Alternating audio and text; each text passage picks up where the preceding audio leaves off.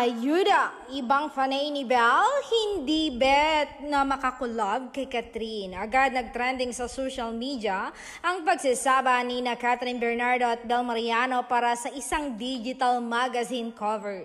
Actually, paid advertisement ito para sa akin care brand na parehong ini-endorso ng dalawang aktres. Kasabay nitong mag-viral ang mga hanash ng mga nagmamarunong na netizens at bashers. Halo nga ang mga komento nila sa mga nasabing digital poster. I'm loving the Catherine Bernardo and Belle Mariano tandem. Give them a movie or teleserye, please. I see Belle reaching Catherine's popularity in the next few years. She is that X factors like Kath. Kahit hindi si Donnie ang collab team niya, she will shine bright.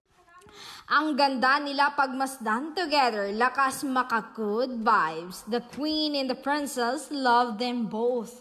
Kung marami ang naaliw sa collab ni Kath at Belle, syempre hindi magpapatalo ang mga bashers na pilit na ginagawa ng intriga ang dalawang kapamilya actress. If Belle is under right management, for sure hindi papayag na matuloy ang partnership na ito.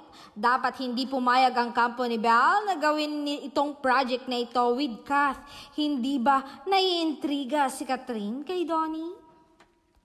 Kanya-kanyang pintas din ang mga fans sa itsura ng dalawang aktres. Parehong endorser ng skincare brand ang dalawang aktres kaya posible talagang pagsamahin sila sa isang campaign. Kaya deadman na sa bashers, importante malaking project itong pinagsamahan ni na Catherine at Belle. Trabaho ito kaya thankful ang mga kampo nila.